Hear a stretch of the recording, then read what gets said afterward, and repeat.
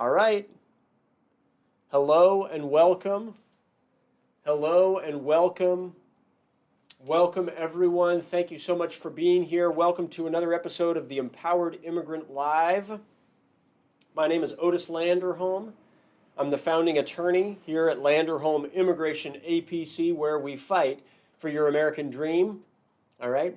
I'm also the host of the Empowered Immigrant Live, and I'm a certified specialist by the California Bar Association as a licensed immigration attorney here in the United States. Okay. So welcome. Thank you for being here. Today I'm going to be talking about Trump's Day 1 executive orders. All right, and I'm going to do my best here. There's a lot of news coming in. All right, there's a lot of changes that are happening, and so thank you for being here and welcome to my podcast here today. Remember that the Empowered Immigrant Live is here to train, teach, inspire, and empower immigrants. All right, so that immigrants can make the most out of immigration laws and can make the most out of their lives. I believe that immigrants are awesome. All right, some political leaders disagree with me, and I disagree with some political leaders, and that's just the way it is. All right, and so I think that immigrants are awesome, and I'm here to support immigrants. And so if you're tuning in right now, welcome. Thank you for being here. My theme for today is to talk about Trump's Day 1 executive orders. And what I like to share all the time is, hey, are you in a situation where you want to improve your immigration status? Are you in a situation where you want to have a strategy in place, where you want to have an option in place so that you can come out of the shadows, change your life, up-level your immigration status? Because if you're in that situation, go for it. And if you're in that situation, I would love to help you with that in some way. My firm is on a mission to win 10,000 immigration cases in the next 10 years, regardless of political leadership. And I would love for your case to be one of those 10,000. All right? To do that, just pick up the phone, give us a call. We're here to help. We would love to help. All right? As I'm talking, if you have questions, please feel free to submit your questions. I will do my best. Okay? So we've got news. All right? We've got news. As of yesterday, Trump is again the president of the United States, which, that is bad news for immigrants, folks. It's bad news for immigrants. It's bad news for immigration lawyers. And but it's not the end of the world. It's just bad news. All right? It's just bad news. And ICE is talking about mass deportation efforts. All right? And, they're talking about reinstituting ICE raids at work. The Laken-Riley Act is still pending and working its way through Congress. And that act, remember, the proposal, right, remember, would make an immigrant be subject to mandatory detention, mandatory jail, right, immigration jail, immigration detention, if they were arrested or suspected of almost any crime, even like minor theft offenses, all right? Detention is horrible, folks. Like, this law is not good. And we will see if it actually passes, and it might. Okay? And news, right? Yesterday, there were like 45, I think, 48 maybe, different executive orders signed by Trump yesterday. 7 of those orders, maybe more, 7 as I see them, were signed regarding immigration law. And so today, as you're tuning in, let me go over them as best as I can. And thanks, everyone, for tuning in. Thanks, everybody on TikTok for tuning in. Shout out to our TikTok audience here. We are still up and running on TikTok. That's amazing. And so thank you for being here.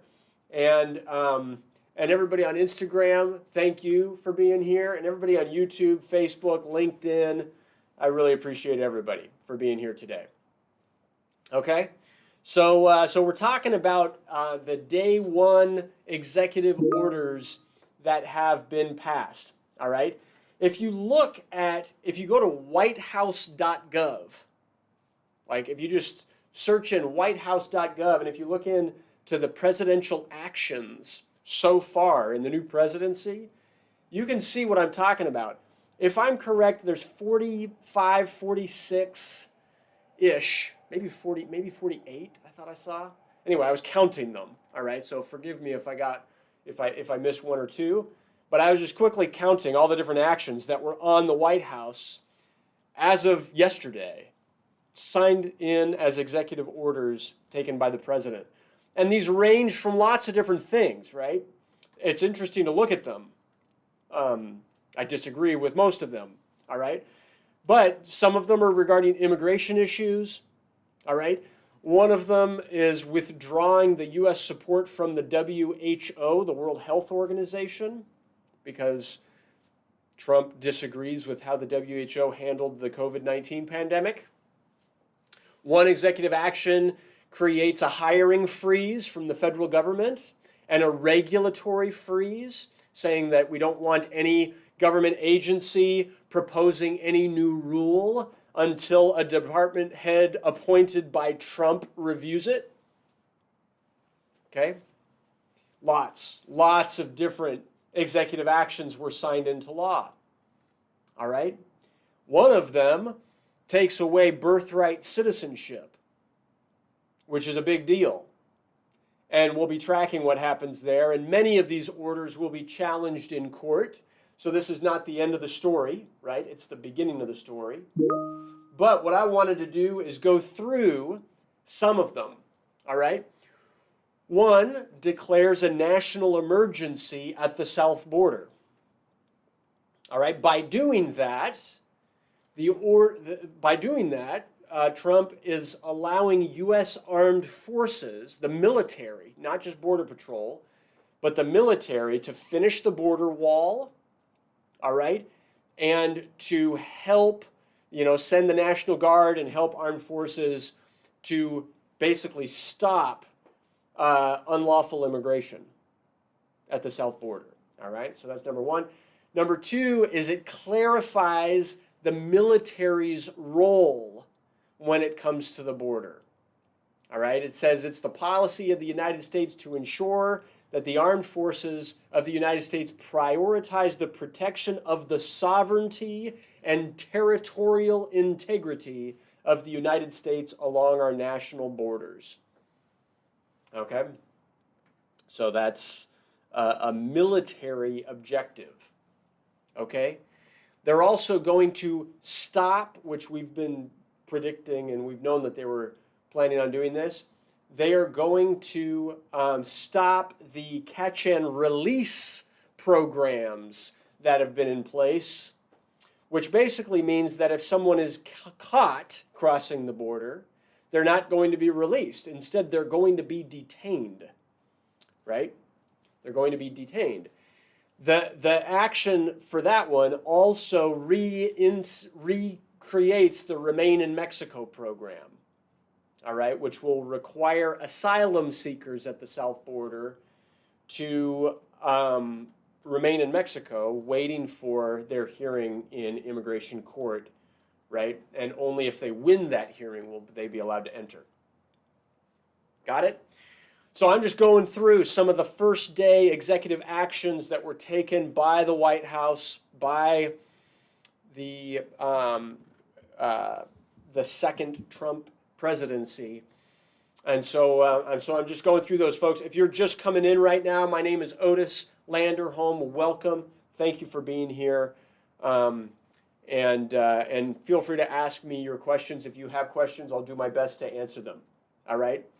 And so I've gone through the first three of the executive orders that I intend to discuss just real briefly, and I'm just going through some notes regarding them rather than going really deep and specific into any given one of them. The fourth that I want to talk about is the order to designate certain criminal cartels as terrorists. Okay? And so uh, the the idea behind that is that will allow the U.S. to much quicker, much more easily deport people who are members of various criminal organizations. All right? And so even if those members are fleeing for their lives, right, or trying to leave their membership in that organization or whatever, if they're defined as a terrorist, they will not be eligible, right, for asylum. They'll automatically be deported. The fifth is there's an order to, it says temporarily, but temporarily suspend the U.S. refugee admissions program. Okay? And it says starting from January 27th until such time as the further entry into the United States of refugees aligns with the interests of the United States. All right? 6 says that they will end asylum and close the border to those without legal status. All right? Now, I think that one is not lawful. I think it'll be challenged in court. But it's basically saying that they plan to end asylum entirely to those who are entering without a visa, to those who are entering without lawful status. So we'll see what happens with that. In my opinion, that's really ugly. Not as ugly as the last one, though. The last one that I'll share, number 7, which I'll share right now, is to end birthright citizenship. All right? And that has been signed as an executive order. That's one that I'll go in much more depth with at a later episode when I read, after I read the whole thing. It's a lengthy, each of these orders are lengthy. And but any birthright citizenship, this is an order.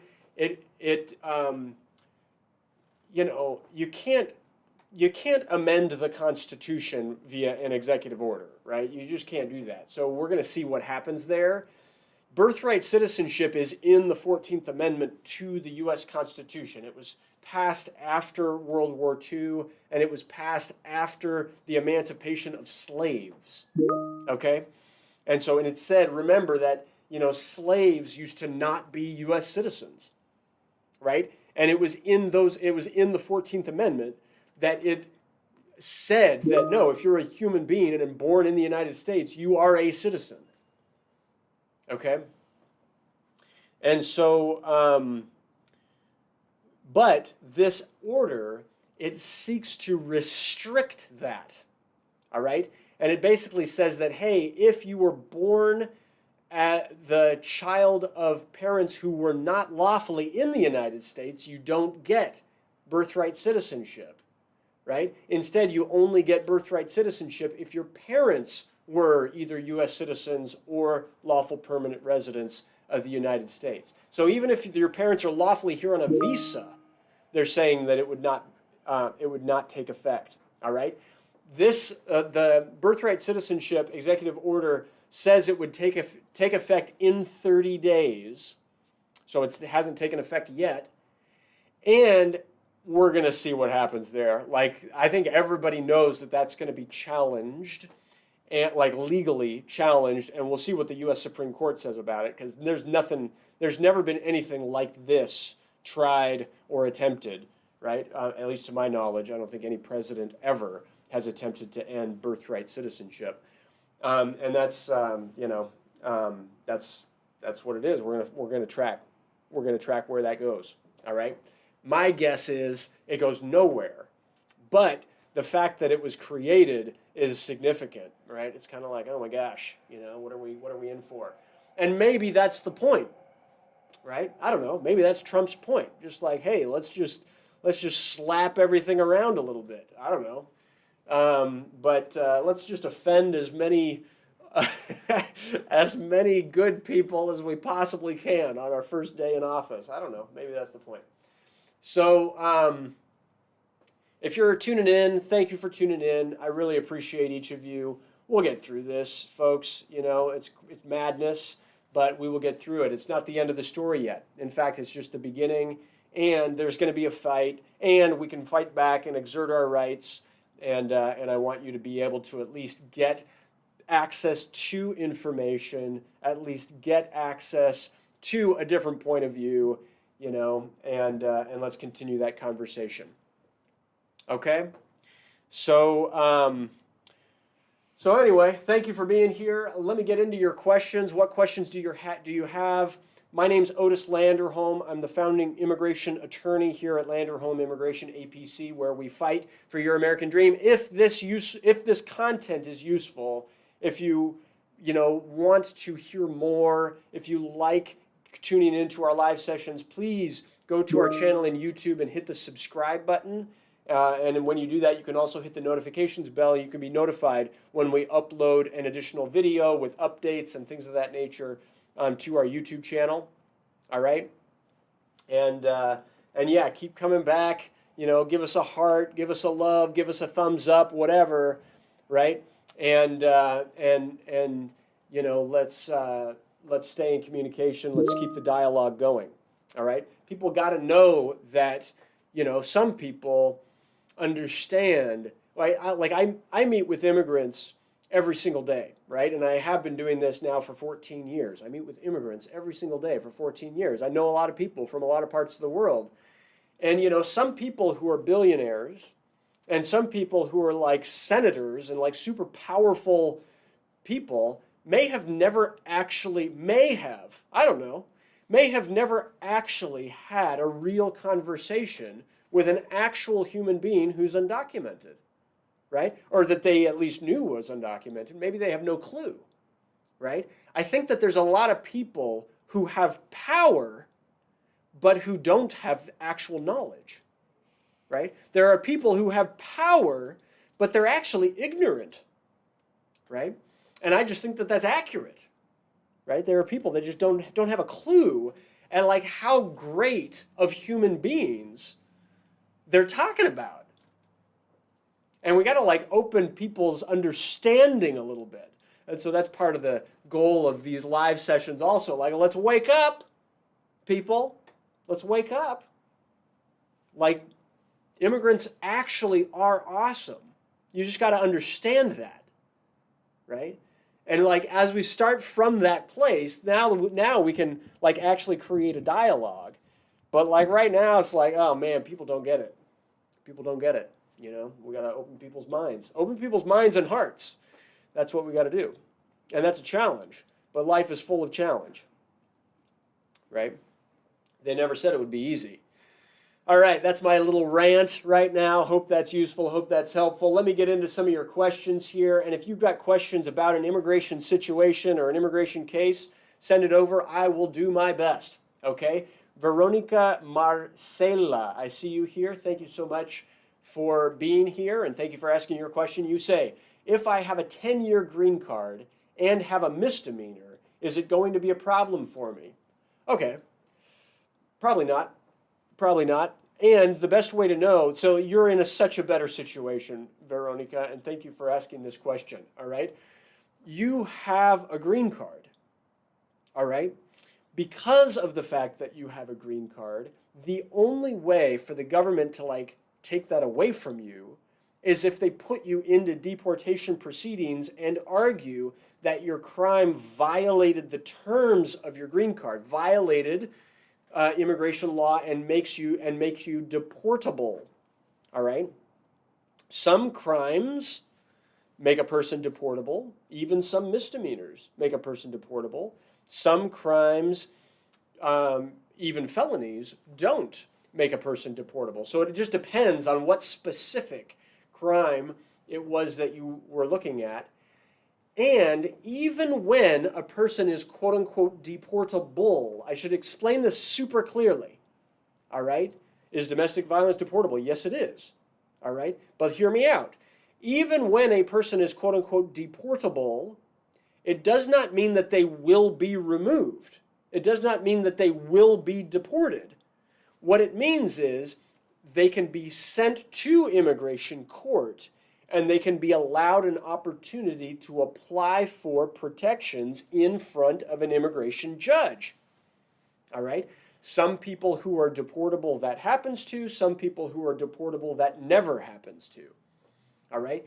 You're in such a better place to have a green card because you've got that protection first. The government has to prove whether or not you're deportable before you're even, they would have to put you into immigration court in order to do that. Very different from somebody who's never been admitted. If a person hasn't been admitted, then you might be inadmissible, which is a whole lot more challenging to overcome than deportability. Inadmissibility is harder to overcome than deportability is. Anyway, I hope, keep asking questions. Veronica, I hope that was useful and helpful. The best advice, though, in your situation, if you are nervous about it, is have a consultation with an immigration lawyer who can review the record carefully to say, hey, are you at risk or are you not? Do you need to do anything? Do you need to do what's called a motion to vacate that misdemeanor to get it off of your record completely, if and when possible? Or, could we do something else, right? Could we just gear up and get ready just in case you are sent to immigration court in the future? Then we can defend you, right? All right, Fallen God. That's an interesting name. Your question is, hi, I have a question. If I study in the U.S. and I have no records, is there anything I can do? There's lots of, so if you have a student visa in the United States, all right, if you have a student visa in the United States, then is there anything you can do? Well, you can study on your student visa, all right? You can apply for an H-1B to change your status, if you get a certain specialty occupation, type of visa. You can fall madly in love and marry a U.S. citizen, and if you did, then you could file for adjustment of status, all right? If you're ever the victim of any type of crime or abuse or harm in the United States, then you could, apply for a U visa. I've got lots of videos about the U visa. If you are afraid for your life to return to your home country for some reason, you've received threats or something very serious in your home country, then you could apply for asylum, right? And now some of those programs, maybe U visas and maybe asylum, are maybe going to be restricted under the Trump administration. But depending on the strengths of those cases, you might be able to still do them, all right? And so anyway, so that's my answer. So Fallen God, I hope that that answers your question. And if you still need more questions or you still have questions about it, then feel free to schedule a consultation and let's talk it through, right? All right, Rekhab Patel. It's been more than 10 years ago. How long does it take the F3 category to be approved? F3 is a visa bulletin. It's a good question. F3 is a visa bulletin category for married sons and daughters of U.S. citizens, all right? So, and it depends on which country you're talking about, all right? So, but it's a waitlisted category that's super slow. So you're absolutely right. It takes well over 10 years. I could pull it up here really quickly. Let me just do a quick search for the Visa Bulletin, January 2025. We'll see what it says. Getting my browser up, getting my internet going. I'll try to answer your question precisely. F3 right now, final action dates from China, it's July 1st of 2010 or earlier. From India, it's July 1st, 2010 or earlier. From Mexico, it's November 22nd of the year 2000 or earlier. So that's a 25-year delay. You got that? What I'm saying is, if it's before July 1st of 2010 that the petition was submitted, then it's going to be adjudicated this month. All right?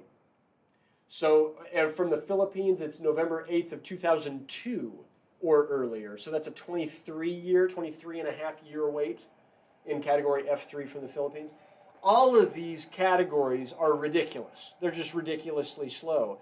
Congress needs to expand them and allow for more petitions to get approved every year, because they just are, it's like, why bother? You know, somebody's going to die before they're going to be eligible to use the petition, because it's going to take 50 years, right, by the end of the day. Hopefully not. I'm exaggerating as I say that, but 20 years, 25 years is too long to wait, right, for an immigration benefit. It's ridiculous, actually. Okay, but anyway, Rekab Patel, that's the answer. Okay. Zaza Rensh, good morning. We are all still here. Hey, 100%. Thank you for saying that. Prami, thank you for this update. Good to hear from you. Thank you. Thank you so much for being here. All right. Adrian, I was on probation for a felony. I finished in December. Can I apply for a green card and renew it myself? Don't do it yourself, please. All right. Anybody, don't do it by yourself. And the best advice might be to not do it. Okay. We've got to look carefully at your felony. All right. Anybody with a felony, like, there are certain things that you can still win even if you have a felony conviction, but they're not easy. All right. They're not easy. You definitely don't want to do them by yourself. Get a good lawyer to give you good advice. Okay. What other questions are out there? Let's see. Okay, Lua Bebe, I see you here on Instagram. Who challenges all this new ridiculous executive orders? Lawyers do. All right, lawyers and organizations do. All right. In my firm, we will challenge them as they affect our individual clients who are in front of judges. All right. We will challenge them in front of judges in immigration courts. But there are organizations, the big one is the ACLU, the American Civil Liberties Union. All right, shout out to the ACLU. I've got friends in the ACLU. That organization, all right, will challenge. They will challenge these, okay? They receive grants and funding and things like that from businesses. They're a nonprofit, right? They do this. They protect our civil liberties. All right, so thank you to the ACLU. And there are other organizations, all right? There are amazing organizations that do immigrants' rights work also that will be probably collaborating in many ways with the ACLU and starting to file lawsuits about them. Good. So what other questions are out there? Let's see. Michael... my dad is on a tourist visa. My mother and sister are U.S. citizens. Can he get a green card? You know, if your dad's on a travel visa and you're a U.S. citizen, as long as you're over 21, you can file a petition. You can file adjustment of status for your father so that he can apply for a green card. You know, our office would love to help you with that. Okay? Give us a call. We're here to help. We'd love to help. Gabi Lu, I see you. In this political climate, is it safe to travel internationally on OPT? On an F1 valid student visa? You know, that's a good question. I would say talk to your lawyer before you travel, just to be clear about what, you know, there haven't been, at least I haven't seen any travel bans, right? Like, I haven't seen any travel bans, but in the early parts of the Trump presidency, the first time, he instituted the Muslim travel ban, which made it very, so part of it would depend, Gabi Lu, as to which country you're from, I suppose. But you know, you might give it a week or 10 days or maybe even 30 days before traveling to see what executive orders are going to be signed. Because if there were 48 signed yesterday, then it's like, okay, what more is coming? What more is coming? You know, and so anyway, that's that. All right. Is it safe to start the green card process? Thank you for asking that. That's just me, I think it is. Is it safe to start the green card process? If you are eligible for a green card, start it. All right? Because it's not safe not to. All right? If you are eligible to start your green card process, the best advice is get that thing going, get that case going, get it on file. I mean, now, obviously, you want to make sure you're eligible for a green card. And to do that, have a consultation with a lawyer who knows what they're doing, right? And talk it through. And if you're eligible and if you have a good case that's worth filing, then yes, absolutely start it, get it going, get it on file, get that green card so that you don't have to worry about this immigration stuff ever again. Okay? Can a speeding ticket affect green card holders? No. All right? Speeding tickets, I got a speeding ticket 9 months ago or whatever. It's like speeding tickets are not crimes in the way that they are not crimes. They are quote unquote infractions. All right, they're citations. So you do have to list them when you're going through a green card application process. They ask anytime you've been arrested, cited, or charged with anything, including infractions. So sometimes it's like you want to say that happened, but no. All right, they don't cause any inadmissibility. All right. Will my TPS and work visa be renewed for the third time? That's a good question. All right, that's a good question. TPS was how can I say this? Redesignated. Redesignated is the term under Biden, both in just the last weeks of the Biden presidency, and we're going to see what Trump does, because in Trump 1.0. His administration tried to terminate TPS. He was unsuccessful with that. It was challenged in the courts. Okay, so we're going to see what happens with TPS. But if you're eligible to resubmit, depending on which country you're from, do it now. Okay. All right. Daisy Infante. What if one parent is a legal green card holder and one is illegal? Are the children safe to stay in the U.S.? Were the children born in the U.S.? All right. So aside from the birthright citizenship executive order that was just signed, right, which is not yet in effect, even that order says it won't go into effect for the next 30 days. In my opinion, it'll get struck down by the courts. But so right now, is your child safe? Well, if your child's a U.S. citizen, your child is safe, right? They're a U.S. citizen. All right. And if your child was born when the parent was a U.S. citizen, then the child it may very well be a U.S. citizen by birth, even if they were technically born outside the U.S. All right? There's a lot of moving parts there, lots of different laws to explore there. So if you have that question, feel free to talk it over with a lawyer, figure out how to protect yourself and your family. All right? Do you think my renewal will go through? To give good advice about that, you'd need to have a consultation, right? I don't know anything about the specifics. That was for Kareem, I think.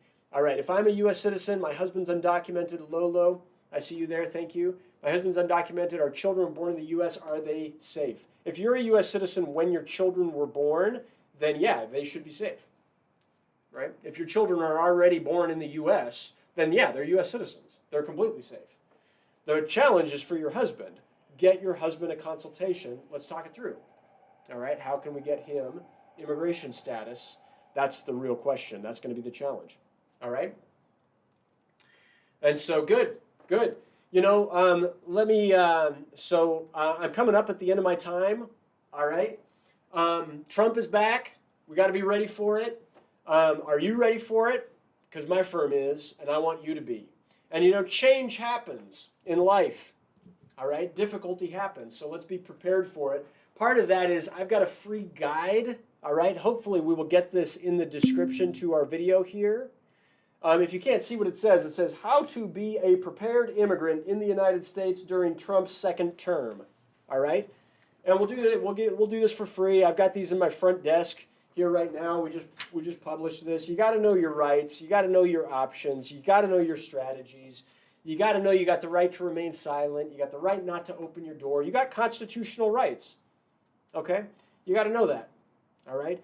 And so check in the description to our video. Check in. If you can't see it right now on the platform you're at, then go to our channel in YouTube, and there you should be able to see it. All right? Anyway, and if you need help, if you've got an immigration-related case or an immigration-related situation, or if you're going to be in immigration court or any of these things, hey, we'd love to help. We're here to help. And, we can start with a consultation and get you going in immigration court proceedings. All right? Whoever just posted $3,500 for a retainer, some cases, that's a good approximate, actually. All right? But it really depends on the type of case and the urgency involved, right? If we've got to go to court with a final trial tomorrow, it's a much higher number than that. All right? But every case is different, and so let's start with a consultation and let's figure it out. All right, you guys, thank you all so much for being here. I really appreciate each of you. My name's Otis Landerholm. I'm the founding attorney here at Landerholm Immigration, A.P.C., where we fight for your American dream. We're here to help. If we could help you with your immigration case, please give us a call. We're just a phone call away. And if not, hey, still, thank you for tuning in. I hope this was useful. I hope it was helpful. Please subscribe to our channel if it was, and if you want to come back for more. And we'll leave it there, folks. We'll leave it there. Thank you for being here, and we'll see you next time on our next episode of the Empowered Immigrant Live. Make it a great day.